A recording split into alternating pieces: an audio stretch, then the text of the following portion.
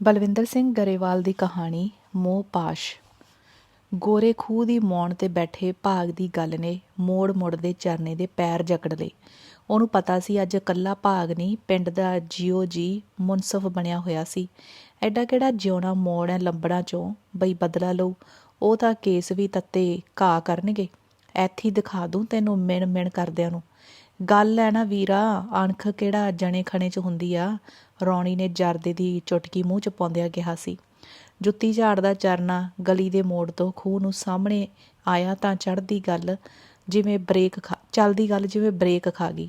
ਨੇੜੇ ਆਏ ਤੋਂ ਭਾਗ ਬੋਲਿਆ ਸੀ, ਆ ਬਈ ਛੋਟੇ ਭਾਈ, ਥੋਡੀਆਂ ਹੀ ਗੱਲਾਂ ਕਰਦੇ ਤੀ ਬਈ, ਦੇਖ ਲੈ ਆਖੇ ਡਾਢੇ ਦਾ 37-20 ਗੱਲ ਐ ਨਾ ਵੀਰਾ। ਨਾਲੇ ਮੁੰਡਾ ਗਾਲਤਾ, ਨਾਲੇ ਦੇਖ ਲੈ ਆਪਣੇ ਮਨਜੀਤ ਨੂੰ ਕੌੜਿਆਂ ਨੇ ਅਜਾ ਨਹੀਂ ਲੱਗਣ ਦਿੱਤੀ। ਕਹਿੰਦੇ ਛੂਤ ਵਰੀ ਆਊ। ਰੌਣੀ ਨੇ ਭਾਗ ਦੀ ਗੱਲ ਵਿਚਾਲਿਓਂ ਫੜਦਿਆਂ ਪੂਰੀ ਕੀਤੀ ਸੀ। ਸਭ ਕਿਸਮਤ ਦੇ ਖੇਡੇ ਨੇ ਭਤੀਜ, ਉਹ ਬਚਨੇ ਨੇ ਮਾੜਾ ਤਾਂ ਕਦੇ ਚਿਤਵਿਆ ਨਹੀਂ ਕਿਸੇ ਦਾ। ਮਿੱਟੀ ਫਰੋਲਦੇ ਹੋਏ ਰਲੇ ਬੁੜੇ ਨੇ ਜਿਵੇਂ ਹੌਂਕਾ ਭਰਿਆ ਸੀ। ਕਿਸਮਤ ਕੁਸਮਤ ਕੋਈ ਨਹੀਂ ਤਾਇਆ, ਪੈਸੇ ਦੇ ਖੇਡੇ ਕਹਿ ਪੈਸੇ ਦੇ, ਨਹੀਂ ਗਵਾਹ ਉਹੀ ਤਾਂ ਨਹੀਂ ਮੁੱਕਰਦੇ। ਭਾਗ ਨੇ ਫੈਸਲਾ ਦੇਣ ਵਾਂਗ ਕਿਹਾ ਸੀ। ਗੱਲ ਐ ਆ ਨਾ ਵੀਰਾ ਸੱਚੀ। ਚਰਨਾ ਰੌਣੀ ਦੀ ਗੱਲ ਪੂਰੀ ਹੋਣ ਤੋਂ ਪਹਿਲਾਂ ਹੀ ਤੁਰ ਪਿਆ। ਹੱਥ ਦਾ ਸੰਗਲ ਉਵੇਂ ਫੜੀ ਉਹ ਅਚੇਤ ਹੀ ਕਾਰਖਾਨੇ ਜਾਣ ਦੀ ਥਾਂ ਘਰ ਨੂੰ ਮੁੜ ਪਿਆ ਸੀ। ਪਹਿਲਾਂ ਹੀ ਤੰਗ ਵੀ ਉਹਨੂੰ ਹੋਰ ਵੀ ਤੰਗ ਲੱਗੀ। ਕੰਧਾਂ ਉਸ ਵੱਲ ਉੱਲਰਦੀਆਂ ਜਾਪੀਆਂ। ਭਾਗ ਤੇ ਰੌਣੀ ਦੇ ਬੋਲਾਂ ਦਾ ਕੜਮਾਸ ਉਹਨੂੰ ਬੇਚੈਨ ਕਰਨ ਲੱਗਿਆ। ਲੋਕ ਉਹਨਾਂ ਤੋਂ ਬਦਲੇ ਦੀ ਆਸ ਕਰਦੇ ਸਨ। ਸੰਗਲ ਦੇ ਕੁੰਡੇ ਨੂੰ ਪਾਇਆ ਉਸਦਾ ਹੱਥ ਘੁੱਟਿਆ ਗਿਆ। ਵਿਹੜੇ ਵੜਦਿਆਂ ਕੋਈ ਹੋਰ ਵੀ ਉਹਦੇ ਨਾਲ ਵੜਿਆ ਸੀ, ਜਿਉਣੇ ਮੋੜ ਦੀ ਰੂਹ ਵਰਗਾ ਕੋਈ। ਸੰਗਲ ਉਵੇਂ ਟੋਕੇ ਵਾਲੀ ਮਸ਼ੀਨ ਦੇ ਪਾਛੜੇ 'ਚ ਰੱਖ ਉਹ ਬੈਠਕ 'ਚ ਜਾ ਬੈਠਿਆ। ਬਿੱਕਰ ਦੀ ਮੌਤ ਤੋਂ ਬਾਅਦ ਘਰ ਦੇ ਸਾਰੇ ਜੀਆਂ ਲਈ ਇਹ ਬੈਠਕ ਰੋਣ ਤੇ ਰੋ ਕੇ ਚੁੱਪ ਕਰ ਜਾਣ ਲਈ ਇੱਕ ਸਹਾਰਾ ਬਣ ਕੇ ਰਹਿ ਗਈ ਸੀ। ਕੰਸ 'ਤੇ ਪਈਆਂ ਬਿੱਕਰ ਦੀਆਂ ਇਨਾਮ ਲੈਂਦੇ ਦੀਆਂ ਫੋਟੋਆਂ, ਅਲਮਾਰੀ 'ਚ ਸਜਾ ਕੇ ਰੱਖੇ ਹੋਏ ਸ਼ੀਲਡਾਂ ਤੇ ਕੱਪ ਬਿੱਕਰ ਦੀ ਸਾਵੀਂ ਹਾਜ਼ਰੀ ਭਰਦੇ ਸਨ। ਹਾਜ਼ਰ ਤਾਂ ਮਨਜੀਤ ਵੀ ਹੁੰਦਾ ਸੀ ਬਿੱਕਰ ਦੇ ਨਾਲ ਹੀ, ਭਾਵੇਂ ਇਹਦਾ ਹਰ ਚਿੰਨ੍ਹ ਮਿਟਾਉਣ ਦੀ ਕੋਸ਼ਿਸ਼ ਕੀਤੀ ਗਈ ਸੀ। ਉਹਦੀਆਂ ਸਾਰੀਆਂ ਫੋਟੋਆਂ ਹਟਾ ਦਿੱਤੀਆਂ ਗਈਆਂ ਸਨ, ਪਰ ਫਿਰ ਵੀ ਬਿੱਕਰ ਦੇ ਨਾਲ ਹੀ ਹਵਾ 'ਚੋਂ ਮਨਜੀਤ ਦੀ ਹਾਜ਼ਰੀ ਦੀ ਗੰਧ ਵੀ ਆਉਂਦੀ ਸੀ। ਮਨਜੀਤ ਦੀ ਇਹ ਹਾਜ਼ਰੀ ਹੀ ਤਾਂ ਘਰ 'ਚ ਕਲੇਸ਼ ਦਾ ਕਾਰਨ ਬਣ ਗਈ ਸੀ। ਉਦੋਂ ਵੀ ਕੌੜਿਆਂ ਨਾਲ ਇੱਕ ਪੀੜ੍ਹੀ ਦੀ ਦੁਸ਼ਮਣੀ ਤੇ ਬਿੱਕਰ ਉਹਨਾਂ ਦੇ ਮਨਜੀਤ ਤੋਂ ਕਬੱਡੀ ਵਿੱਚ ਮਾਰ ਖਾ ਆਇਆ ਸੀ। ਲੱਤਾਂ ਵੱਢ ਦੂੰ ਸਾਲੇ ਦੀਆਂ ਜੇ ਗਾਹਾਂ ਤੋਂ ਗਰਾਊਂਡ 'ਚ ਗਿਆ। ਨਹਾਉਣ ਲਈ ਪਾਣੀ ਗੇੜਦੇ ਬਿੱਕਰ ਨੂੰ ਬਚਨ ਸਿਉਂ ਕੜਕਿਆ ਸੀ। ਸਾਲੀ ਗੋਹ ਜੀ, ਉਹ ਸੀਖ ਜੀ, ਤੇਰੀ ਇੱਕ ਲੱਤ ਬਰੋਬਰ ਆ। ਐਂ ਭੱਜਿਆਂ ਤਾਂ ਨਹੀਂ ਪੂਰੀਆਂ ਪੈਣੀਆਂ ਬਚਨ ਸਿਆਂ। ਮੁੰਡੇ ਨੂੰ ਤਕੜਾ ਕਰ, ਫੇਰ ਭਿੜਨ ਦੇ। ਕੌੜੇ ਸਾਲੇ ਕੀ ਕਹਾਉਣ, ਕੱਲੇ ਨੂੰ ਬੰਨ੍ਹਦੇ ਮੱਝ। ਹੱਥ ਲਾ ਪੈਗ ਮੰਜੇ ਦੀ ਦੌਣ 'ਚ ਫਸਾਉਂਦਿਆਂ ਬਿੱਕਰ ਹੋਰਾਂ ਦਾ ਫੁੱਫੜ ਬੋਲਿਆ ਸੀ। ਉਹ ਕਾਹਨੂੰ ਪ੍ਰਾਹੁਣਿਆ, ਉਹ ਤਾਂ ਸਾਲਾ ਕੁਛ ਵੀ ਨਹੀਂ ਇਹਦੇ ਮੂਹਰੇ, ਉਹੀ ਐ ਬਚੀ ਜੀ, ਇਹੀ ਕੰਜਰ ਦਾ ਡਰ ਕੇ ਹੱਥ ਪਾਉਂਦਾ। ਪਰ ਬਿੱਕਰ ਜਾਣਦਾ ਸੀ ਮਨਜੀਤ ਦੀ ਚੁਸਤੀ ਉਹਦੇ ਜ਼ੋਰ 'ਤੇ ਭਾਰੂ ਰਹਿੰਦੀ ਸੀ। ਨਹੀਂ ਪਿੰਡ 'ਚ ਤਾਂ ਕੀ, ਕਿਹੜੇ ਪਰਈਏ ਵੀ ਕੋਈ ਬਿੱਕਰ ਦੇ ਉੱਤੋਂ ਦੀ ਗੇੜਾ ਦੇਣਾ ਤਾਂ ਇੱਕ ਪਾਸੇ ਬਰਾਬਰ ਤੱਕ ਚੜ੍ਹਨ ਦੀ ਜੁਰਤ ਨਹੀਂ ਸੀ ਕਰਦਾ। ਬਿੱਕਰ ਦੀਆਂ ਦੂਰ ਤੱਕ ਫੈਲੀਆਂ ਬਾਹਾਂ ਤੇ ਥੰਮ ਵਾਂਗ ਖੜੀਆਂ ਲੱਤਾਂ ਰੇਡਰ ਅਤੇ ਪਾੜੇ ਵਿਚਕਾਰ ਕੰਧ ਉਸਾਰ ਦਿੰਦੀਆਂ ਸਨ। ਜਦੋਂ ਇੱਕ ਹੱਥ ਨਾਲ ਗੁੱਟ ਫੜ ਕੇ ਦੂਜਾ ਹੱਥ ਹਵਾ ਵਿੱਚ ਖੁੱਲ੍ਹਾ ਛੱਡ ਦਿੰਦਾ ਤਾਂ ਲੱਤਾਂ ਦੀ ਕੈਂਚੀ ਪਾ ਦੋਵੇਂ ਹੱਥ ਹਵਾ ਵਿੱਚ ਲਹਿਰਾਉਂਦਾ ਤਾਂ ਬਿੱਕਰ ਦੀ ਪਕੜ ਵੇਖਣ ਵਾਲੇ ਲੋਕਾਂ ਦੀਆਂ ਤਾੜੀਆਂ ਅਸਮਾਨ ਗੂੰਜਾਂ ਦਿੰਦੀਆਂ ਤੇ ਬੜੇ ਬੜੇ ਰੇਡਰ ਖੜੇ ਹੀ ਮੰਨ ਜਾਂਦੇ। ਪਰ ਮਨਜੀਤ ਖੜਾ ਮੰਨਣ ਲਈ ਤਿਆਰ ਨਹੀਂ ਸੀ ਤੇ ਹੱਥ ਉਹਦੇ 'ਤੇ ਟਿਕਦਾ ਕੋਈ ਨਹੀਂ ਸੀ। ਤੂੰ ਅੱਜ ਓਏ ਰਹਿ ਜੀ ਓਏ 2 ਕੁ ਬਾਰ, ਬੁੜਾ ਠੰਡਾ ਹੋ ਜੂ। ਸ਼ਾਮ ਨੂੰ ਪ੍ਰੈਕਟਿਸ ਕਰਨ ਜਾਂਦੇ ਬਿੱਕਰ ਨੇ ਕੌੜਿਆਂ ਦੇ ਮਨਜੀਤ ਨੂੰ ਰਾਤ ਵਾਲੀ ਗੱਲ ਦੱਸਦਿਆਂ ਕਿਹਾ ਸੀ। ਸਾਲੇ ਚਰਨੇ ਨੇ ਭਖਾਤਾ ਬੁੜਾ, ਫੁੱਫੜ ਕਰਕੇ ਬਚਾਅ ਹੋ ਗਿਆ, ਨਹੀਂ ਉਹ ਤਾਂ ਲੱਤੀਓਂ ਪੈ ਗਿਆ ਤੀ। ਸਾਡੇ ਬਾਬੇ ਸੰਤੋਖੇ ਨੂੰ ਜਾਣਦਾ, ਉਹਦੇ ਕਰਕੇ ਹੀ ਕੋੜੇ ਕਹਿੰਦੇ ਆ ਸਾਨੂੰ। ਜੇ ਤੈਥੋਂ ਰਹਿ ਗਿਆ ਨਾ, ਖੁੰਡਾ ਮਾਰ ਕੇ ਸਿਰ ਪਾੜ ਦੂ ਮੇਰਾ। ਸਵੇਰਿਓਂ ਕੋਲ ਖੜ ਕੇ ਜ਼ੋਰ ਕਰਾਉਂਦਾ, ਮਨਜੀਤ ਨੇ ਹੱਸਦਿਆਂ ਕਿਹਾ ਸੀ। ਮੈਂ ਤਾਂ ਕਦੇ ਜਾਣ ਕੇ ਨਹੀਂ ਗੱਲ ਕਰੀ ਤੇਰੇ ਕੋਲ, ਤੇਰੇ ਨਾਂ 'ਤੇ ਦੁੱਧ ਪਿਲਾ ਬਾਬਾ ਬਦਹਜ਼ਮੀ ਕਰੀ ਰੱਖਦਾ ਮੈਨੂੰ। ਤਾਂ ਠੀਕ ਆ ਮਿੱਤਰਾ, ਲਾ ਕੱਪੜੇ, ਮੇਰੀਆਂ ਲੱਤਾਂ ਤਾਂ ਤੇਰੇ ਸਿਰ 'ਚੋਂ ਇੱਕ ਤਾਂ ਹੈ ਨਹੀਂ ਫਿਰ ਅੱਜ। ਬਿੱਕਰ ਨੇ ਗੱਲ ਹਾਸੇ 'ਚ ਹੀ ਖ਼ਤਮ ਕੀਤੀ ਸੀ, ਪਰ ਉਸ ਦੀ ਗੱਲ 'ਤੇ ਮਨਜੀਤ ਹੱਸਿਆ ਨਹੀਂ ਸੀ, ਬਸ ਗੰਭੀਰ ਹੋ ਕੇ ਬੋਲਿਆ ਸੀ। ਮੇਰੇ ਸਿਰ ਦੀ ਤਾਂ ਖੈਰ ਆ, ਪਰ ਤੇਰੀਆਂ ਲੱਤਾਂ ਦਾ ਪ੍ਰਬੰਧ ਮਾਲਵਾ ਕਲੱਬ ਵਾਲੀ ਕਰੀ ਫਿਰਦੇ ਆ। ਕਿਉਂ? ਐਤਕੀ ਟੂਰਨਾਮੈਂਟ 'ਤੇ ਦੀਪਾ ਬੁਲਾਇਆ ਉਹਨਾਂ ਤੇਰੇ ਲਈ, ਮਿਲਕ ਫੈਡ ਵਾਲਾ। ਅੱਛਾ, ਬਿੱਕਰ ਚੁਕੰਨਾ ਹੁੰਦਿਆਂ ਬੋਲਿਆ ਸੀ। ਬੜੇ ਬੜੇ ਸਟਾਪਰ ਦੀਪੇ ਤੋਂ ਕੰਨ ਭੰਨਦੇ ਸਨ, ਪਰ ਬਿੱਕਰ ਛੇਤੀ ਸਹਿਜ ਹੋ ਗਿਆ ਸੀ। ਆਹਾ ਤਾਂ ਚੰਗੀ ਸੁੱਝੀ ਸਾਲੇ ਮਲੰਗਾ ਨੂੰ। ਚੱਲ, ਇੱਕ ਗੱਲੋਂ ਤਾਂ ਚੰਗਾ ਹੀ ਹੋਇਆ, ਐਤਕੀ ਦੀਪੇ ਨੂੰ ਵੀ ਹੱਥ ਪਾ ਕੇ ਵੇਖਾਂਗੇ। ਖੇਡਦਾ ਮੈਂ ਦੇਖਿਆ ਹੂੰ। ਖੇਡਦਾ ਤਾਂ ਮੈਂ ਵੀ ਅੱਜ ਦੇਖ ਕੇ ਆਇਆ, ਪ੍ਰੈਕਟਿਸ ਕਰਦਾ ਦੇਖਿਆ ਚੋਰੀ। ਹੁਣ 2-3 ਦਿਨ ਮੈਂ ਉਵੇਂ ਰੇਡ ਕਰੂੰ, ਤੂੰ ਪ੍ਰੈਕਟਿਸ ਕਰ ਲਾ। ਬਸ ਗੁੱਟ ਦਾ ਖਿਆਲ ਰੱਖੀ। ਗੁੱਟ ਦਿਓ ਦੀਪਾ, ਖੱਬਾ ਗੁੱਟ ਤੋਂ ਹੀ ਰਹੂ ਵੀ। ਪ੍ਰੈਕਟਿਸ 'ਚ ਦੋਹਰਾ ਫਾਇਦਾ ਹੋਇਆ ਸੀ। ਦੀਪੇ ਦੀ ਨਕਲ ਕਰਦਾ ਮਨਜੀਤ 3 ਵਾਰ ਗੁੱਟ ਫੜਾ ਬੈਠਾ ਸੀ ਤੇ ਲੰਬਰਦਾਰ ਬਚਨ ਸਿੰਘ ਨੇ ਉਸੇ ਸ਼ਾਮ ਐਂਟਰੀ ਫੀਸ ਬਿੱਕਰ ਦੀ ਜੇਬ ਪਾ ਦਿੱਤੀ ਸੀ ਤੇ ਦੂਜਾ ਸਿੱਧਾ ਫਾਇਦਾ ਟੂਰਨਾਮੈਂਟ 'ਚ ਖੇਡਦਿਆਂ ਹੋਇਆ ਸੀ। ਦੀਪੇ ਦੀ ਪਹਿਲੀ ਰੇਡ ਤੇ ਹੀ ਬਿੱਕਰ ਨੂੰ ਅਹਿਸਾਸ ਹੋ ਗਿਆ ਸੀ ਕਿ ਮਨਜੀਤ ਨੇ ਕਿੰਨੀ ਮਿਹਨਤ ਨਾਲ ਦੀਪੇ ਦੀ ਨਕਲ ਕਰਕੇ ਉਸ ਨੂੰ ਪ੍ਰੈਕਟਿਸ ਕਰਵਾਈ ਸੀ। ਦੀਪੇ ਦਾ ਰੇਡ ਸਟਾਈਲ ਉਹਦੇ ਸਾਹਮਣੇ ਕਿਤਾਬ ਵਾਂਗ ਖੁੱਲ੍ਹਾ ਪਿਆ ਸੀ। ਬਸ ਫਰਕ ਸੀ ਤਾਂ ਜ਼ੋਰ ਦਾ। ਦੀਪਾ ਜ਼ੋਰ ਵਿੱਚ ਵੀ ਬਿੱਕਰ ਨਾਲ ਮਿੱਕਦਾ ਸੀ, ਇਸੇ ਲਈ ਪਹਿਲੀਆਂ 2 ਰੇਡਾਂ ਉਹ ਫੜਿਆ ਹੋਇਆ ਗੁੱਟ ਛੁਡਾ ਗਿਆ ਸੀ। ਬਿੱਕਰ ਦੇ ਲਾਕ 'ਚੋਂ ਕਿਸੇ ਦਾ 2 ਵਾਰ ਨਿਕਲ ਜਾਣਾ ਅਚੰਭਾ ਹੀ ਤਾਂ ਸੀ। ਦੀਪਾ ਤਾਂ ਇਸ ਇਲਾਕੇ 'ਚ ਪਹਿਲੀ ਵਾਰ ਆਇਆ ਸੀ, ਪਰ ਬਿੱਕਰ ਦੀ ਭਾਲਾ ਆਪਣੇ ਸਿਖਰ 'ਤੇ ਸੀ। ਉਹ ਥੋੜ੍ਹਾ ਡੋਲ ਗਿਆ ਸੀ। ਹੱਥੋਂ ਨਿਕਲੇ ਦੀਪੇ ਦੀ ਘਬਰਾਹਟ ਵਿੱਚ ਉਸ ਨੂੰ ਆਪਣੇ ਕੋਲ ਆ ਖੜੇ ਮਨਜੀਤ ਦਾ ਵੀ ਅਹਿਸਾਸ ਕੁਝ ਪਲ ਰੁਕ ਹੀ ਹੋਇਆ ਸੀ। ਕੌੜਿਆ, ਐਤਕੀ ਸਾਲੇ ਮਲੰਗ ਹਰਾਉਣਗੇ ਆਪਾਂ ਨੂੰ। ਦੀਪਾ ਸਾਲਾ ਮੇਰਾ ਫੜਿਆ ਹੀ ਨਹੀਂ ਰਹਿੰਦਾ, ਉਹਨੇ ਮਨਜੀਤ ਨੂੰ ਕਿਹਾ ਸੀ। ਨਹੀਂ ਹਾਰਦੇ ਤਾਂ ਨਹੀਂ, ਸਟਾਪਰ ਕੋਈ ਵੀ ਨਹੀਂ ਇਹਨਾਂ ਕੋਲ, ਤੂੰ ਘਬਰਾ ਨਾ। ਮੈਂ ਤੇ ਪਿੰਦਾ ਦੋਏ ਨਹੀਂ ਰੁਕਦੇ ਇਹਨਾਂ ਤੋਂ, ਮਨਜੀਤ ਨੇ ਰੇਡ ਕਰਨ ਗਏ ਪਿੰਦੇ ਵੱਲ ਇਸ਼ਾਰਾ ਕਰਦਿਆਂ ਕਿਹਾ। ਨਾਲੇ ਦੀਪਾ ਵੀ ਰਹੂ, ਐਤਕੀ ਉੱਤੇ ਚੜ੍ਹਾ ਕੇ ਫੜੀ, ਫਿਰ ਹੇਠਲੇ ਪਾਸੇ ਰਹੀ। ਮਨਜੀਤ ਸਾਵਾਂ ਕੋਚ ਬਣਿਆ ਖੜਾ ਸੀ। ਦੀਪੇ ਦੀ ਅਗਲੀ ਰੇਡ ਤੇ ਮਨਜੀਤ ਵੀ ਬਿੱਕਰ ਦੇ ਬਰਾਬਰ ਹੀ ਖੜ ਗਿਆ। ਉਹਦੇ ਸਣੇ ਚਾਰੇ ਸਟਾਪਰ ਇੱਕ ਦੂਜੇ ਦਾ ਹੱਥ ਫੜੀ ਸਾਹਮਣੇ ਮਿਲਦੇ ਦੀਪੇ 'ਤੇ ਇਕਾਗਰ ਸਨ। ਮਨਜੀਤ ਜਾਣਦਾ ਸੀ ਦੀਪਾ ਹਰ ਹਾਲਤ ਬਿੱਕਰ ਨੂੰ ਹੀ ਟੱਚ ਕਰੇਗਾ। ਹੱਥ ਪਾਉਣ ਵਾਲੇ ਨਾਲ ਖੁੰਦਕ ਰੱਖਣਾ ਦੀਪੇ ਦੇ ਸੁਭਾਅ 'ਚ ਸ਼ਾਮਲ ਸੀ। ਦੀਪੇ ਦੀ ਫੈਲੀ ਹੋਈ ਬਾਂਹ ਤੇ ਡਮਰੂ ਵਾਂਗ ਹਿਲਦਾ ਖੱਬਾ ਹੱਥ ਬਿੱਕਰ ਲਈ ਅਰਜਨ ਵਾਲੀ ਮੱਛੀ ਦੀ ਅੱਖ ਬਣਿਆ ਹੋਇਆ ਸੀ। ਉਹਨੇ 2 ਕੁ ਵਾਰ ਫੜਨ ਦਾ ਭੁਲੇਖਾ ਪਾਉਂਦਾ ਹੱਥ ਹੇਠ ਲਾਇਆ ਤਾਂ ਦੀਪਾ ਇੱਕਦਮ ਪਿੱਛੇ ਜੰਪ ਕਰ ਗਿਆ। ਸਿਰਫ ਪਲ ਕੁ ਲਈ ਹੱਥ ਫਿਰ ਆਪਣੀ ਥਾਵੇਂ ਹਿੱਲ ਰਿਹਾ ਸੀ। ਇੱਕ ਵਾਰ ਥਾਪੀ ਮਾਰਨ ਦਾ ਭੁਲੇਖਾ ਦੇ ਕੇ ਬਿੱਕਰ ਝਪਟਿਆ ਤੇ ਬਾਜ ਵਾਂਗ ਉਸਦੇ ਦੋਵੇਂ ਹੱਥ ਉੜ ਕੇ ਦੀਪੇ ਦੇ ਗੁੱਟ 'ਤੇ ਜੰਮ ਗਏ। ਦੀਪੇ ਨੇ ਇੱਕਦਮ ਮਰੋੜ ਕੇ ਗੁੱਟ ਖਿੱਚਿਆ, ਪਰ ਗੁੱਟ ਦੀ ਥਾਂ ਸਾਰਾ ਬਿੱਕਰ ਹੀ ਨਾਲ ਖਿੱਚਿਆ ਗਿਆ।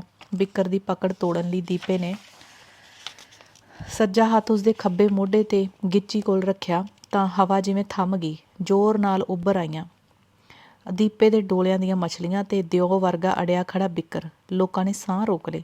ਗਰਾਊਂਡ 'ਤੇ ਹੋ ਰਿਹਾ ਘੋਲ ਜਿਵੇਂ ਕਿਤੇ ਲੋਕਾਂ ਦੇ ਅੰਦਰ ਘੁਲਿਆ ਜਾ ਰਿਹਾ ਸੀ। ਪੈਰਾਂ ਪਰਨੇ ਬੈਠੇ ਕਿੰਨੇ ਹੀ ਦਰਸ਼ਕ ਕਦੋਂ ਉਲਾਰ ਹੁੰਦੇ ਹੁੰਦੇ ਖੜੇ ਹੋ ਗਏ, ਉਹਨਾਂ ਦੇ ਜਿਸਮਾਂ ਦੀਆਂ ਸੂਤੀਆਂ ਨਾੜਾਂ ਨੂੰ ਪਤਾ ਵੀ ਨਹੀਂ ਲੱਗਿਆ।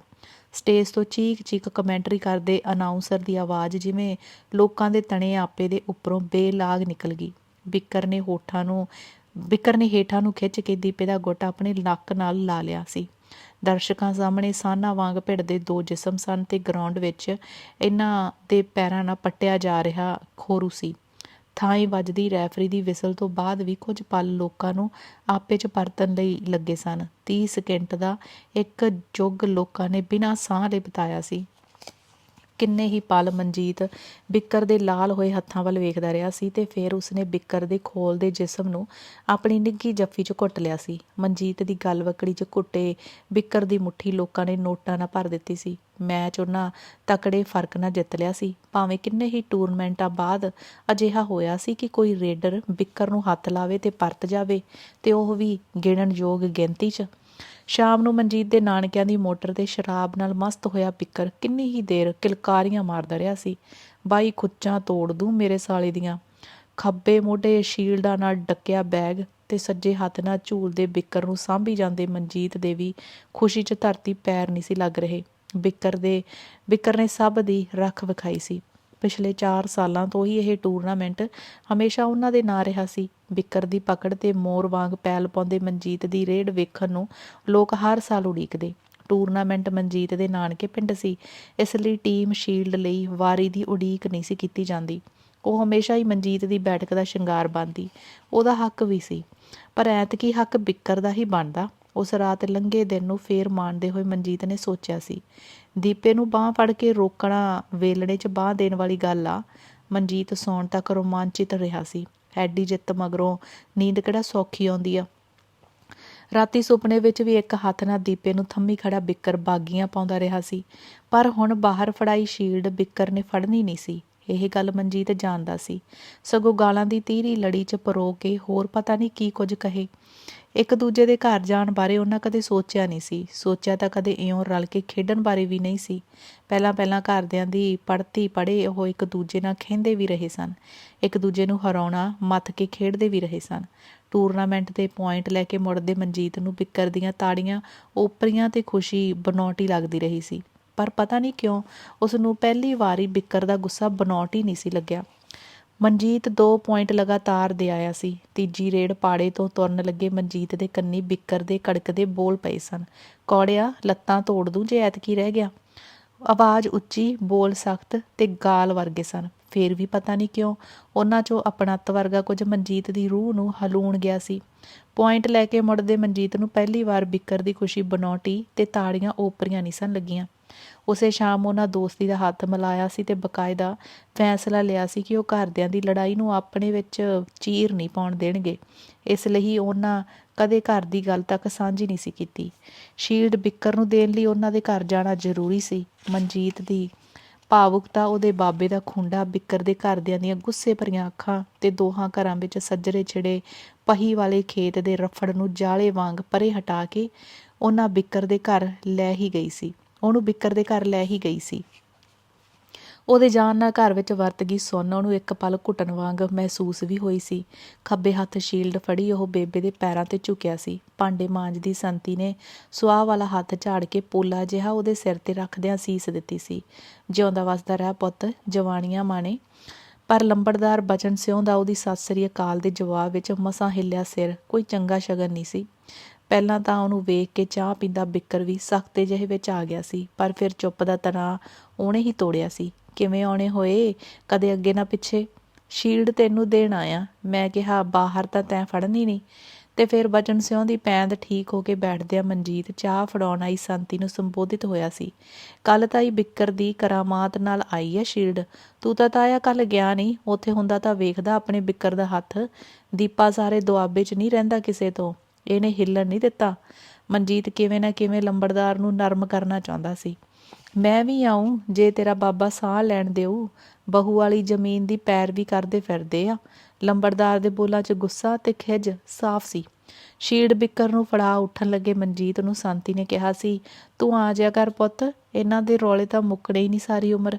ਮੈਂ ਤਾਂ ਜਿਹੇ ਜੇ ਮੇਰੇ ਬਿੱਕਰ ਤੇ ਚੜਨਾ ਤੇ ਹਾਂ ਤੂੰ, ਇਹ ਜਿੱਦਾਂ ਤਾਂ ਜੈ ਖਾਣੇ ਦੀਆਂ ਪੱਟ ਕੇ ਵਗਾ ਦਿੰਦੀਆਂ। ਸੰਤੀ ਨੇ ਹੌਂਕਾ ਭਰਿਆ ਸੀ। ਹੌਂਕਾ ਤਾਂ ਚਰਨੇ ਨੇ ਵੀ ਭਰਿਆ। ਬਿੱਕਰ ਦੀ ਅੱਧੀ ਪਾੜੀ ਹੋਈ ਫੋਟੋ ਵੱਲ ਵੇਖਦਿਆਂ ਮਨਜੀਤ ਤੇ ਬਿੱਕਰ ਦੀ ਇਕੱਠੀ ਫੋਟੋ ਸੀ।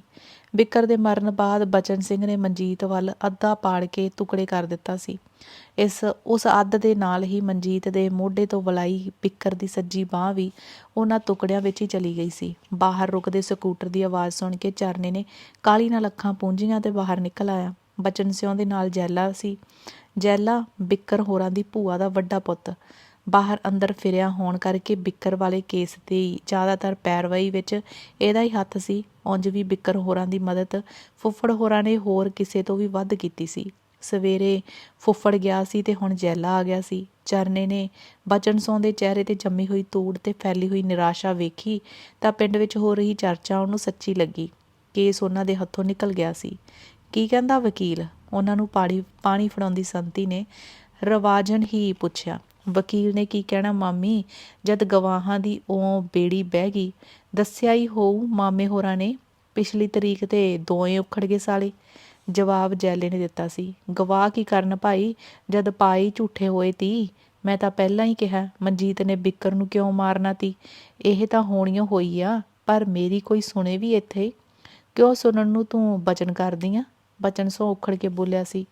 ਤੇਰੇ ਹੀ ਕਾਰੇ ਨੇ। ਅਖੇ ਆ ਗਿਆ ਮਨਜੀਤ ਸਿਉਂ। ਚਾਹ ਦਿਓ, ਦੁੱਧ ਦਿਓ, ਘਿਓ ਪਾ ਕੇ। ਬਥੇਰਾ ਕਿਹਾ ਬਈ ਇਹ ਸਾਲੇ ਕੌੜੇ ਕਦੇ ਸਕੇ ਹੋਏ ਨੇ ਕਿਸੇ ਦੇ, ਪਰ ਕਾਹਨੂੰ ਇਹ ਮਾਂ ਪੁੱਤ ਇੱਕੋ ਲੱਤ ਰਹੇ ਨੇ। ਨਾਲੇ ਜੇ ਕੌੜੇ ਐਡੇ ਹੀ ਸੱਚੇ ਤੀ, ਫਿਰ ਪੈਸੇ ਦੇ ਕੇ ਗਵਾਹ ਭੰਨਣ ਦੀ ਕੀ ਲੋੜ ਤੀ ਹੈ? ਬਚਨ ਸਿਉਂ ਦੇ ਅੰਦਰ ਕਚਹਿਰੀ 'ਚ ਸੁਣੀ ਇਹ ਗੱਲ ਸਵੇਰ ਦੀ ਹੀ ਉਬਲੀ ਜਾਂਦੀ ਸੀ ਕਿ ਪੁਲਿਸ ਦੇ ਗਵਾਹ ਪੈਸੇ ਬਿਨਾਂ ਨਹੀਂ ਹਿੱਲਦੇ। ਪੈਸੇ ਦੇਣ ਵਾਲਿਓ, ਗੱਲ ਭਾਗ ਕਹਿੰਦਾ ਤੀ ਅੱਜ ਗੋਰੇ ਖੂਹ ਤੇ ਗਵਾਹਾਂ ਨੂੰ ਪੈਸੇ ਦਿੱਤੇ ਨੇ ਕੌੜਿਆਂ ਨੇ। ਮੈਂ ਤਾਂ ਸਾਲਾ ਕੌੜਿਆਂ ਦਾ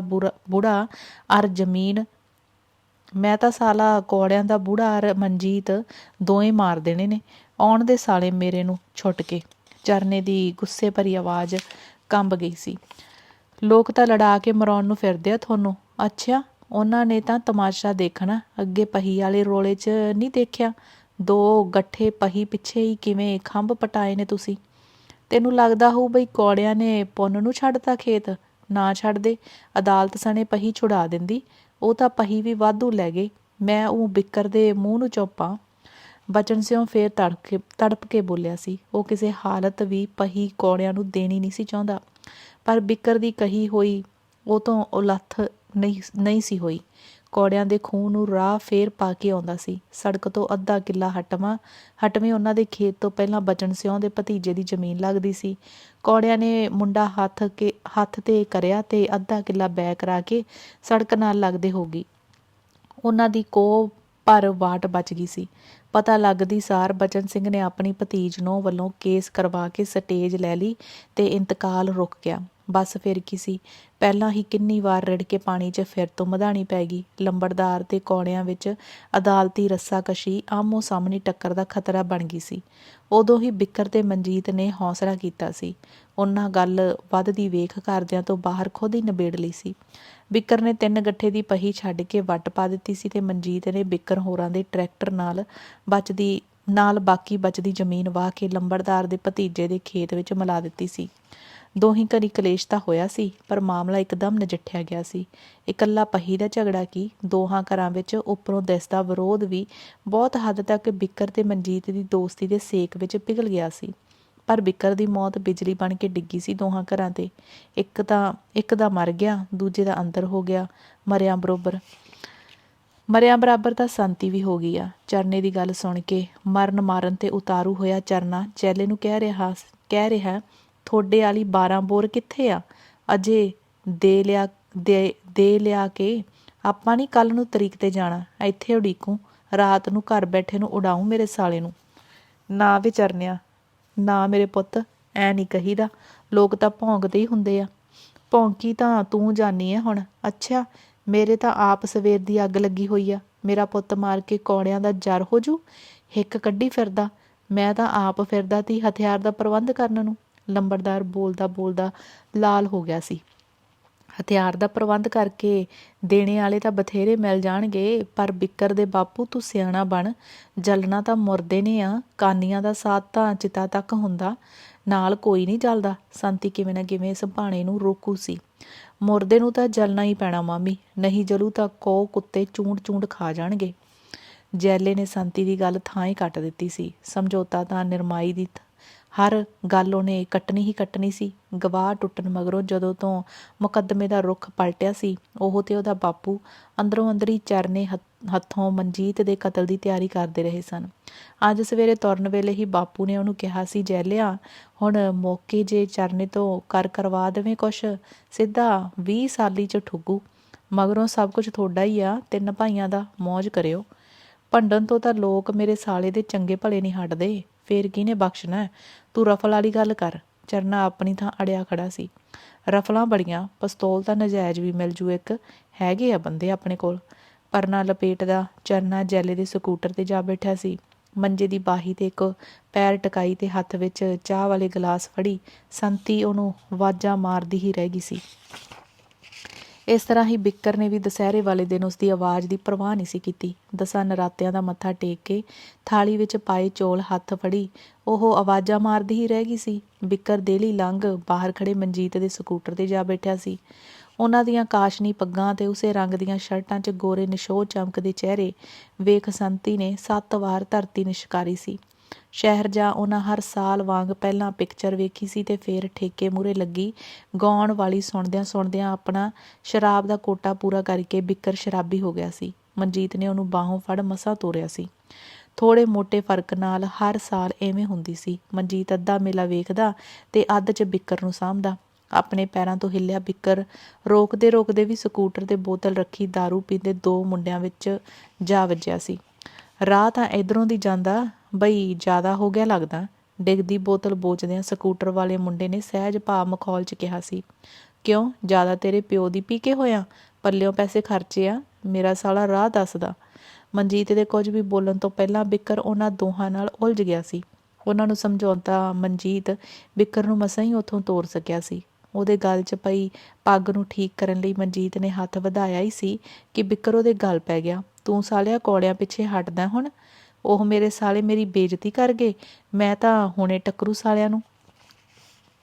ਉਹ ਕੋਈ ਨਹੀਂ, ਆਪਣੀ ਕੀ ਵੱਟ ਵਾਹ ਲਈ ਉਹਨਾਂ ਨੇ, ਤੂੰ ਚੱਲ ਇੱਥੋਂ। ਮਨਜੀਤ ਕਿਵੇਂ ਨਾ ਕਿਵੇਂ ਉਹਨੂੰ ਪਰੇ ਕਰਿਆ ਚਾਹੁੰਦਾ ਸੀ। ਡਿੱਗਦੇ ਢਹਿੰਦੇ ਉਹ ਇਕੱਠ 'ਚੋਂ ਬਾਹਰ ਆਏ ਤਾਂ ਬਿੱਕਰ ਦਾ ਨਸ਼ਾ ਅਜੇ ਵੀ ਗੁੱਸੇ 'ਚ ਉਬਲ ਰਿਹਾ ਸੀ। ਕਿੰਨੀ ਹੀ ਦੇਰ ਉਹ ਫੜ ਫੜ ਰੱਖਦੇ ਮਨਜੀਤ ਨੂੰ ਤੋੜ ਤੋੜ ਸੁੱਟਦਾ ਤੇ ਮਨਜੀਤ ਉਹਨੂੰ ਤੋੜ ਤੋੜ ਸੁੱਟਦੇ ਨੂੰ ਫੜਦਾ ਰਿਹਾ ਸੀ। ਸ਼ਰਾਬੀ ਹੋਇਆ ਬਿੱਕਰ ਕਿੰਨੀਆਂ ਹੀ ਗਾਲਾਂ ਕੋੜਿਆਂ ਦੇ ਖਾਨਦਾਨ ਨੂੰ ਵੀ ਕੱਢਦਾ ਰਿਹਾ ਸੀ। ਆਲੇ ਦੁਆਲੇ ਹੋ ਰਹੇ ਇਕੱਠ ਨੇ ਮਨਜੀਤ ਦੀ ਖਿਝ ਨੂੰ ਜਰਬ ਦੇ ਦਿੱਤੀ ਸੀ। ਚੱਲ ਮਾਰ ਜੀ ਦੇ ਟੱਕਰ ਮਾਰਨੀ ਆ, 20 ਵਾਰ ਕਿਹਾ ਬਈ ਘੱਟ ਮਾਰ ਲਿਆ ਕਰ। ਖਿਝ ਕੇ ਮਨਜੀਤ ਨੇ ਪੋਲਾ ਜਿਹਾ ਧੱਕਾ ਬਿੱਕਰ ਨੂੰ ਦੇ ਦਿੱਤਾ ਸੀ। ਪਹਿਲਾਂ ਹੀ ਪੈਰੋਂ ਉਖੜਿਆ ਹੋਇਆ ਬਿੱਕਰ ਸੰਭਲ ਨਹੀਂ ਸੀ ਸਕਿਆ। ਉਸਦਾ 6 ਫੁੱਟਾ ਕਸਤਰੀ ਸਰੀਰ ਦੂਰ ਤੱਕ ਲਹਿਰਾ ਕੇ ਸੜਕ ਕਿਨਾਰੇ ਖੜੇ ਸਾਈਕਲਾਂ 'ਤੇ ਜਾ ਡਿੱਗਿਆ ਸੀ। ਵਾਤਾਵਰਨ 'ਚ ਗੂੰਜੀ ਰੂਹ ਕੰਬਾਊ ਚੀਕ ਨੇ ਡਿੱਗੇ ਬਿੱਕਰ ਵੱਲ ਵੱਧਦੇ ਮਨਜੀਤ ਦੇ ਕਦਮ ਕੰਬਾ ਦਿੱਤੇ ਸਨ।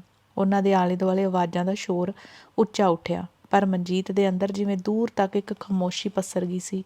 ਬਿੱਕਰ ਦਾ ਸਿਰ ਚੁੱਕਣ ਲੱਗੇ ਮਨਜੀਤ ਦੇ ਹੱਥਾਂ ਦੇ ਨਾਲ ਹੀ ਹੇਠਾਂ ਪਿਆ ਸਾਈਕਲ ਵੀ ਉੱਚਾ ਉੱਠਿਆ ਸੀ। ਸਾਈਕਲ ਦੇ ਪੈਡਲ ਦੀ ਟੁੱਟੀ ਹੋਈ ਕੀਲੀ ਬਿੱਕਰ ਦੀ ਪੁੜਪੜੀ 'ਚ ਡੂੰਘੀ ਜਾ ਧਸੀ ਸੀ। ਡੌਰ ਭੌਰ ਹੋਏ ਬਿੱਕਰ ਨੂੰ ਸਾਂਭਣ ਦਾ ਯਤਨ ਕਰਦੇ ਮਨਜੀਤ ਨੂੰ ਦੋ ਬੰਦਿਆਂ ਨੇ ਥੰਮਿਆ ਸੀ। ਬਿੱਕਰ ਦੇ ਬੇਜਾਨ ਸਿਰ 'ਚੋਂ ਕੀਲੀ ਵੀ ਪੁਲਿਸ ਨੇ ਹੀ ਆ ਕੇ ਕੱਢੀ ਸੀ। ਬਿੱਕਰ ਦੀ ਦੇਹ ਨੂੰ ਸਿਵਲ ਹਸਪਤਾਲ ਤੇ ਮਨਜੀਤ ਨੂੰ ਥਾਣੇ ਪਹੁੰਚਾ ਦਿੱਤਾ ਗਿਆ ਸੀ। ਐਨ ਉਦੋਂ ਜਦੋਂ ਤਰੇਰੀਓਂ ਤਰੇਰੀ ਹੋਏ ਮਨਜੀਤ ਦੇ ਬਿਆਨ ਲਈ ਜਾ ਰਹੇ ਸਨ, ਥਾਣਿਓਂ ਸੁਨੇਹਾ ਲੈ ਕੇ ਗਿਆ ਸਿਪਾਹੀ ਲੰਬੜਦਾਰ ਦੀ ਦਰਾਂ 'ਤੇ ਦਸਤਕ ਦੇ ਰਿਹਾ ਸੀ। ਖੀਰ ਧਰਨ ਲਈ ਚੌਲ ਚੁਗਦੀ ਸੰਤੀ ਦੀ ਰੱਖੀ ਥਾਲੀ ਫੇਰ ਥਾਂ ਹੀ ਪਈ ਰਹਿ ਗਈ ਸੀ। ਲੰਬੜਦਾਰ ਤੇ ਕੌੜੇ ਇਕੱਠੇ ਹੀ ਪਿੰਡੋਂ ਤੁਰੇ ਸਨ, ਪਰ ਸ਼ਹਿਰ ਵੜਦਿਆਂ ਹੀ ਉਹਨਾਂ ਦੇ ਰਾਹ ਪਾਟ ਗਏ ਸਨ। ਲੰਬੜਦਾਰ ਹੋਰੀ ਹਸਪਤਾਲ ਤੇ ਕੌੜਿਆਂ ਦਾ ਲਾਣਾ ਥਾਣੇ ਦੇ ਰਾਹ ਪੈ ਗਿਆ ਸੀ। ਮੌਕੇ 'ਤੇ ਕੀਤੀ ਪੁੱਛ ਗਿੱਛ ਤੇ ਹਾਲਾਤ ਮਨਜੀਤ ਦੇ ਬਿਆਨ ਦੀ ਤਸਦੀਕ ਕਰਦੇ ਸਨ। ਇਸੇ ਲਈ ਥਾਣੇਦਾਰ ਨਰਮਾਈ ਨਾਲ ਬੋਲਿਆ ਸੀ, ਕਸੂਰ ਤਾਂ ਨਹੀਂ ਤੁਹਾਡੇ ਮੁੰਡੇ ਦਾ ਲੱਗਦਾ, ਪਰ ਫਿਰ ਵੀ ਮੌਤ ਮੇਲੇ 'ਚ ਹੋਈ ਆ, ਕਾਗਜ਼ਾਂ ਦਾ ਢਿੱਡ ਤਾਂ ਭਰਨਾ ਹੀ ਪਊ। ਤੁਸੀਂ ਸਰਦਾਰ ਜੀ ਦੂਜੇ ਮੁੰਡੇ ਦੀ ਮਿੱਟੀ ਕਿਉਂਟ ਕੇ ਆ ਜਿਓ। ਥਾਣੇਦਾਰ ਨੂੰ ਉਹਨਾਂ ਦੀ ਆਪਸੀ ਖਹਿਬਾਜ਼ੀ ਦਾ ਭੇਤ ਨਹੀਂ ਸੀ, ਪਰ ਫਿਰ ਵੀ ਥਾਣੇ ਤੋਂ ਬਾਹਰ ਤੱਕ ਉਹਨਾਂ ਦੇ ਨਾਲ ਆਇਆ ਸਿਪਾਹੀ ਹੌਲੀ ਦੇ ਕੇ ਕਹਿ ਗਿਆ ਸੀ, ਥਾਣੇਦਾਰ ਊਂ ਤਾਂ ਚੰਗਾ ਬੰਦਾ, ਪਰ ਤੁਸੀਂ ਸਿਆਣੇ ਹੋ, ਟੋਭੇ 'ਚ ਇੱਟ ਆ, ਸੁੱਕੀ ਤਾਂ ਨਿਕਲਣੀ ਨਹੀਂ। ਇਸ ਤਰ੍ਹਾਂ ਟੋਭੇ 'ਚ ਡਿੱਗੀ ਇੱਟ ਉਵੇਂ ਛੱਡ ਕੇ ਦੋਵੇਂ ਧਿਰਾਂ ਫਿਰ ਹਸਪਤਾਲ 'ਚ ਇਕੱਠੀਆਂ ਹੋ ਗਈਆਂ ਸਨ। ਪੋਸਟਮਾਰਟਮ ਤੋਂ ਬਾਅਦ ਲਾਸ਼ ਮਿਲਦੇ ਕਰਦੇ ਹਨੇਰਾ ਹੋ ਗਿਆ ਸੀ। ਉਸ ਰਾਤ ਪਹਿਲੀ ਵਾਰ ਮਨਜੀਤ ਤੋਂ ਬਿਨਾਂ ਕੌੜਿਆਂ ਦਾ ਕੋਈ ਜੀਅ ਮਨਜੀਤ ਦਾ ਬਾਪੂ ਲੰਬੜਦਾਰ ਦੇ ਘਰ ਰਾਤ ਭਰ ਰਿਹਾ ਸੀ, ਬਿੱਕਰ ਦੀ ਲਾਸ਼ ਦੇ ਸਿਰਹਾਣੇ। ਥਾਣੇਦਾਰ ਨੇ ਮਨਜੀਤ ਦੇ ਬਿਆਨਾਂ 'ਤੇ ਇਤਬਾਰ ਕਰ ਲਿਆ ਸੀ, ਪਰ ਲੋਕਾਂ ਲਈ ਗੱਲ ਇੰਨੀ ਛੋਟੀ ਨਹੀਂ ਸੀ। ਕਮਲਿਆ ਬੰਦਾ ਕਿਤੇ ਮਿੱਟੀ ਦਾ ਬਣਿਆ ਹੁੰਦਾ, ਬਈ ਕੀਲੀ ਨਾਲ ਮਰ ਜੂ। ਗੋਰੇ ਖੂਹ ਦੀ ਸੱਥ 'ਚ ਭਾਗ ਨੇ ਸ਼ੱਕ ਦਾ ਬੀਜ ਬੀਜਿਆ ਸੀ। ਗੱਲ ਐ ਨਾ ਵੀਰਾ, ਰੌਣੀ ਜਰਦੇ ਦੀ ਕਲੀ ਦੀ ਚੂੰਡੀ ਮਿਲਾਉਂਦਿਆਂ ਬੋਲਿਆ ਸੀ। ਨਾਲੇ ਬਿੱਕਰ ਤਾਂ 4 ਬੰਦਿਆਂ ਦਾ ਕੁੱਟਿਆ ਨਹੀਂ ਤੀ ਮਰਦਾ, ਮੈਨੂੰ ਤਾਂ ਸਬੱਬੇ ਕੋਈ ਹੋਰ ਲੱਗਦਾ ਬਈ। ਮੱਘਰ ਨੇ ਬੋਲਣ ਲੱਗੇ ਉੱਠਿਆ ਰਲੇ ਬੁੜੇ ਦਾ ਹੱਥ ਥਾਂਏ ਫੜਦਿਆਂ ਕਿਹਾ ਸੀ, ਉਹ ਸਬੱਬ ਹੋਰ ਕੀ ਹੋਣਾ, ਬੈਠਾ ਨਹੀਂ ਸੰਤੋਖਾ ਕੋੜਾ, ਆਪਣਾ ਬਦਲਾ ਲੈਣ ਨੂੰ ਪੋਤਾ ਸ਼ਿੰਗਾਰ ਲਿਆ। ਭਾਗ ਦੇ ਬੁੱਲ ਇੱਟ ਵਾਂਗ ਗੋਰੇ ਖੂਹ ਦੇ ਪਾਣੀ 'ਚ ਡਿੱਗੇ ਸਨ। ਪਾਣੀ ਦੀ ਛੱਲ ਨਾਲ ਕੌੜਿਆਂ ਦੇ ਲੰਬੜਾਂ ਦੀ 20 ਸਾਲ ਪੁਰਾਣੀ ਦੁਸ਼ਮਣੀ ਦੀ ਗੱਲ ਸੱਥ 'ਚ ਵਹਿ ਤੁਰੀ ਸੀ। 2 ਦਹਾਕੇ ਪਹਿਲਾਂ ਬਚਨ ਸੋਂ ਦੀ ਗਵਾਹੀ ਸੰਤੋਖੇ ਕੋੜੇ ਲਈ 7 ਸਾਲ ਦੀ ਸਜ਼ਾ ਬਣ ਗਈ ਸੀ। ਇਹ ਗਵਾਹੀ ਹੀ ਸੀ ਜੋ ਦੋਵਾਂ ਲਾਣਿਆਂ ਦੇ ਪਿੰਡ 'ਤੇ ਦੁਸ਼ਮਣੀ ਵਰਗਾ ਕੋੜ ਬਣ ਕੇ ਬੈਠ ਗਈ ਸੀ। ਸਜ਼ਾ ਕੱਟ ਕੇ ਆਇਆ ਸੰਤੋਖਾ ਬਦਲੇ ਦੀ ਤਾੜ 'ਚ ਰਹਿੰਦਾ ਸੀ।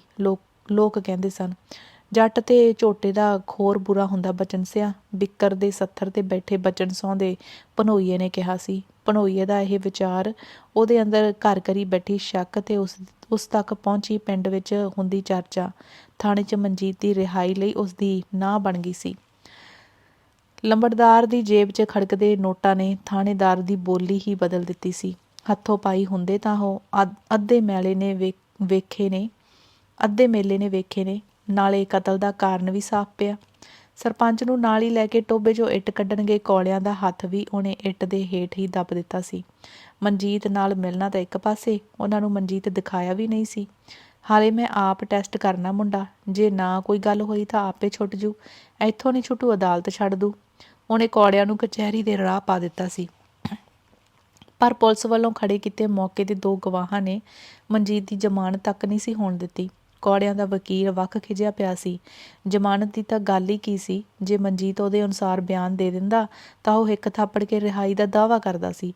ਵਕੀਲ ਦੇ ਹਰ ਸਵਾਲ ਦੇ ਜਵਾਬ ਵਿੱਚ ਮਨਜੀਤ ਨੇ ਇੱਕੋ ਗੱਲ ਕਹੀ ਸੀ, ਗਵਾਹ ਝੂਠੇ ਨੇ, ਕੇਸ ਝੂਠਾ, ਫਿਰ ਮੈਂ ਕਿਉਂ ਝੂਠ ਬੋਲਾਂ। ਅਦਾਲਤ ਨੂੰ ਵੀ ਉਹਨੇ ਬਿਆਨ ਤੋਂ ਬਿਨਾਂ ਸਿਰਫ ਇੱਕ ਵਾਰ ਆਪਣੀ ਸਫਾਈ ਵਿੱਚ ਦਲੀਲ ਦਿੱਤੀ ਸੀ, ਕੋਈ ਆਪਣਾ ਕਤਲ ਆਪ ਨਹੀਂ ਕਰਦਾ ਜਨਾਬ, ਬਿੱਕਰ ਤੇ ਮੈਂ 2 ਨਹੀਂ ਸਾਂ। ਵਿਰੋਧੀ ਵਕੀਲ ਲੱਖ ਵੱਲ ਫੇਰ ਪਾ ਕੇ ਪੁੱਛੇ ਗਏ ਸਵਾਲਾਂ ਨਾਲ ਵੀ ਉਹਨੂੰ ਚੱਕਰ ਵਿੱਚ ਨਹੀਂ ਸੀ ਪਾ ਸਕੇ। ਮੁਲਾਕਾਤ ਲਈ ਆਇਆ ਕਰਦਾ ਕੋਈ ਵੀ ਜੀ ਬਸ ਆਪਣੀ ਨੱਠ ਭੱਜ ਦੀ ਗੱਲ ਕਰਦਾ ਤਾਂ ਮਨਜੀਤ ਸਿਰਫ ਬਿੱਕਰ ਦੀ ਮਾਂ ਸੰਤੀ ਤਾਈ ਦੀ ਗੱਲ ਪੁੱਛਦਾ। ਉਹਦਾ ਜੀ ਕਰਦਾ ਕਿ ਉਹਦੀ ਮੁਲਾਕਾਤ ਨੂੰ ਆਵੇ, ਸੱਚ ਜਾਣੇ ਤੇ ਮਨਜੀਤ ਨੂੰ ਉਹ ਮੋਢਾ ਦੇਵੇ ਜਿਸ 'ਤੇ ਸਿਰ ਰੱਖ ਉਹ ਅੰਦਰ ਡੱਕਿਆ ਬਿੱਕਰ ਦੀ ਮੌਤ ਦਾ ਦੁੱਖ ਉਹ ਲੱਥ ਦੇਵੇ। ਇਕੱਲੇ ਬਹਿ ਕੇ ਰੋਇਆ ਤਾਂ ਜਾ ਸਕਦਾ ਸੀ, ਪਰ ਹੌਲਾ ਹੋਣਾ ਹੋਰ ਹੁੰਦਾ। ਰੋਣ ਤਾਂ ਚੱਜ ਨਾਲ ਕਿਸੇ ਨੇ ਸੰਤੀ ਨੂੰ ਵੀ ਨਹੀਂ ਸੀ ਦਿੱਤਾ। ਮਕਾਨ ਆਏ ਲੋਕ ਵੀ ਬਿੱਕਰ ਦੀ ਮੌਤ ਦੀ ਕੱਟ ਮੁਕੱਦਮੇ ਦੀ ਗੱਲ ਜ਼ਿਆਦਾ ਕਰਦੇ ਸਨ। ਘਰ ਵਿੱਚ ਸੋਗ ਦੀ ਥਾਂ ਨੱਸ ਭੱਜ ਜ਼ਿਆਦਾ ਸੀ। ਭੋਗ ਤੋਂ ਬਾਅਦ ਤਾਂ ਬਿੱਕਰ ਦੀ ਮੌਤ ਜਿਵੇਂ ਮੁਕੱਦਮੇ ਦੇ ਦਾਅ ਪੇਚਾਂ ਵਿੱਚ ਹੀ ਗੁਆਚ ਗਈ ਸੀ। ਉਹਨੂੰ ਲੱਗਦਾ ਸੀ ਮਨਜੀਤ ਨਿਰਦੋਸ਼ ਆ। ਖਾਸ ਤੌਰ 'ਤੇ ਜਦੋਂ ਦੀ ਕੰਮ ਕਰਨ ਆਈ ਮੇਰੀ ਨੇ ਉਹਨੂੰ ਮਨਜੀਤ ਦੀ ਇਹ ਗੱਲ ਦੱਸੀ ਸੀ ਕਿ ਉਹ ਤਰੀਕ 'ਤੇ ਉਹਦੀ ਖਬਰ ਪੁੱਛਦਾ, ਉਹਨੂੰ ਯਕੀਨ ਹੋ ਗਿਆ ਸੀ। ਤਾਂ ਹੀ ਤਾਂ ਜਿਸ ਖਬਰ ਨੂੰ ਸਾਰੇ ਪਰਿਵਾਰ ਨੇ ਬਹੁਤ ਸੋਗ ਨਾਲ ਵਿਚਾਰਿਆ ਸੀ, ਉਹਨੇ ਸੰਤੀ ਨੂੰ ਅੰਦਰੋਂ ਕਿਤੇ ਤਸਕੀਨ ਦਿੱਤੀ ਸੀ। ਖਬਰ ਸੀ ਵੀ ਇੱਕਦਮ ਅਚੰਭੇ 'ਚ ਪਾਉਣ ਵਾਲੀ। ਉਦੋਂ ਜਦੋਂ ਮਨਜੀਤ ਦੀ ਸਜ਼ਾ ਯਕੀਨੀ ਲੱਗਦੀ ਸੀ, ਕੌੜਿਆਂ ਦੇ ਵਕੀਲ ਨੇ ਦੋਹਾਂ ਗਵਾਹਾਂ ਨੂੰ ਜੜੋਂ ਹਿਲਾ ਲਿਆ ਸੀ। ਦੁਸਹਿਰੇ ਵਾਲੇ ਦਿਨ ਇੱਕ ਵਿਆਹ ਵਿੱਚ ਵਾਰਨੇ ਪਾਉਂਦੇ ਚਸ਼ਮਦੀਦ ਗਵਾਹ ਦੀ ਤਸਵੀਰ ਨੇ ਮੁਕੱਦਮੇ ਦਾ ਰੁੱਖ ਪਲਟ ਦਿੱਤਾ ਸੀ। ਦੂਜੇ ਗਵਾਹ ਦੀ 2 ਹੋਰ ਮੁਕੱਦਮਿਆਂ ਵਿੱਚ ਸਾਬਤ ਹੋ ਚੁੱਕੀ ਝੂਠੀ ਗਵਾਹੀ ਦੀ ਨਕਲ ਪਹਿਲੇ ਦੀ ਤਸਵੀਰ ਨਾਲ ਨੱਥੀ ਕਰ ਦਿੱਤੀ ਗਈ ਸੀ। ਮਨਜੀਤ ਦਾ ਬਰੀ ਹੋਣਾ ਯਕੀਨੀ ਹੋ ਗਿਆ ਸੀ। ਇਹੀ ਉਹ ਯਕੀਨ ਸੀ ਜਿਸ ਨੇ ਲੰਬੜਦਾਰਾਂ ਦੀ ਰੁਚੀ ਮੁਕੱਦਮੇ 'ਚੋਂ ਖਤਮ ਕਰ ਦਿੱਤੀ ਸੀ। ਚਰਨਾ ਤੇ ਜੈਲਾ ਤਾਂ ਕਚਹਿਰੀ ਗਈ ਨਹੀਂ ਸਨ ਤੇ ਲੰਬੜਦਾਰ ਬਚਨ ਸਿਉਂ ਵੀ ਫੈਸਲਾ ਸੁਣਨ ਨਹੀਂ, ਸਗੋਂ ਕਤਲ ਤੋਂ ਬਾਅਦ ਫਰਾਰ ਹੋਣ ਲਈ ਵਰਤੀ ਜਾਣ ਵਾਲੀ ਕਾਰ ਦਾ ਪ੍ਰਬੰਧ ਕਰਨ ਗਿਆ ਸੀ। ਥਾਣੇਦਾਰ ਤੇ ਵਕੀਲ ਨਾਲ ਰਾਤੋਂ ਰਾਤ ਗੰਢ ਤੁੱਪ ਕਰ ਲਈ ਗਈ ਸੀ। ਕਤਲ ਦੇ ਸਮੇਂ ਚਰਨੇ ਤੇ ਜੈਲੇ ਦੀ ਹਾਜ਼ਰੀ ਦੀ ਗਵਾਹੀ ਵਕੀਲ ਨੇ ਆਪਣੇ ਘਰ ਹੋਣ ਦੀ ਦੇਣੀ ਸੀ। ਕਤਲ ਤੋਂ ਬਾਅਦ ਉਹਨਾਂ ਸਿੱਧੇ ਹੀ ਪਹੁੰਚਣਾ ਸੀ। ਗੋਲੀ ਚਰਨੇ ਨੇ ਚਲਾਉਣੀ ਸੀ, ਪਰ ਉਹਦੇ ਹੱਥ ਹੁਣੇ ਕੰਬੀ ਜਾਂਦੇ ਸਨ ਤੇ ਬੋਲਣ ਲੱਗੇ ਉਹਦੀ ਜ਼ਬਾਨ ਦੀ ਘਬਰਾਹਟ ਵੀ ਸਾਫ਼ ਝਲਕਦੀ ਸੀ। ਬਾਪੂ ਆਇਆ ਨਹੀਂ, ਇੰਨਾ ਟਾਈਮ ਲਾਉਣ ਵਾਲੀ ਤਾਂ ਗੱਲ ਨਹੀਂ ਤੀ। ਮਾਮਾ ਵੀ ਆਜੂ, ਪਰ ਤੇਰੇ ਹੱਥ ਕਾਹਤੋਂ ਕੰਬੀ ਜਾਂਦੇ ਆ? ਜੈਲੇ ਨੇ ਪੁੱਲ ਥਰੂ 12 ਬੋਰ 'ਚੋਂ ਖਿੱਚਦਿਆਂ ਕਿਹਾ ਸੀ। ਨਹੀਂ ਐ ਤਾਂ ਕੰਮ ਕਾਇਮ ਆ, ਬਸ ਜੱਦੀ ਬਿੱਕਰ ਬਾਈ ਦੀ ਮੌਤ ਹੋਈ ਆ ਨਾ, ਸਰੀਰ ਉਵੇਂ ਢੇਰੀ ਜਿਹਾ ਹੋਇਆ ਰਹਿੰਦਾ।